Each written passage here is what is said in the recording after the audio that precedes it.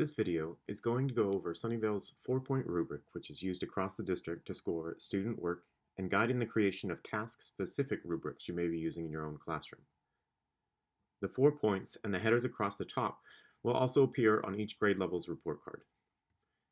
Starting with the labels for each proficiency level, you'll see consistency in the naming convention. The Standards-Based Grading Committee reviewed handfuls of various labels from neighboring districts, state and local assessments, and pretty much any example of proficiency or rubric labels we could get our hands on. Through several group discussions, we decided the labels needed to be consistent across each level, easy to read and understand, should use clear language, and be anchored in the fact that we are grading on standards. Out of these discussions and set criteria, we landed on the following labels: standard not met, standard partially met, standard nearly met, and standard met. We believe these labels clearly articulate the level of student understanding and match the description and philosophy behind our established grading practices. Below the proficiency numbers and labels are 2 rows of brief descriptions providing additional information about each proficiency level.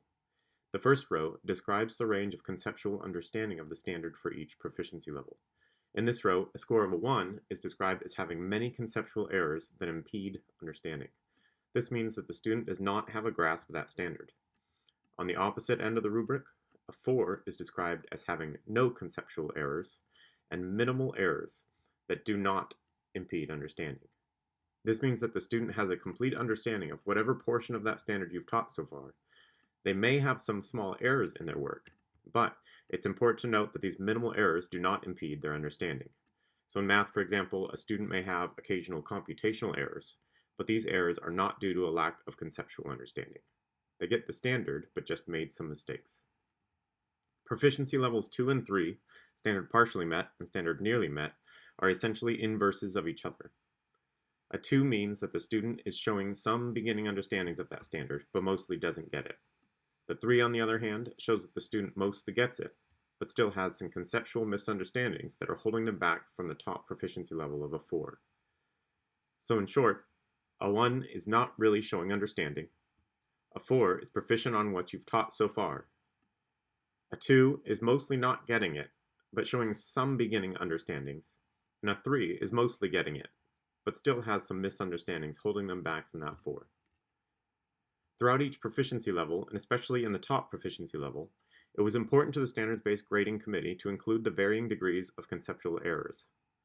As we work on having a growth mindset with our students, it's important that this is also reflected in our grading practices. Just as professional sports players, who would probably receive a 4 in most cases, can make occasional mistakes and benefit from additional coaching, our students too should be allowed mistakes in their work.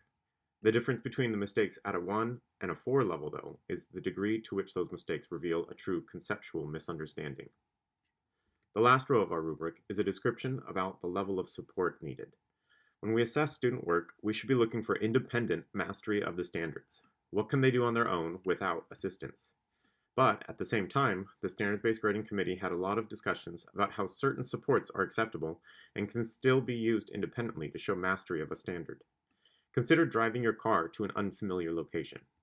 We often rely on our GPS or a map to assist in our driving.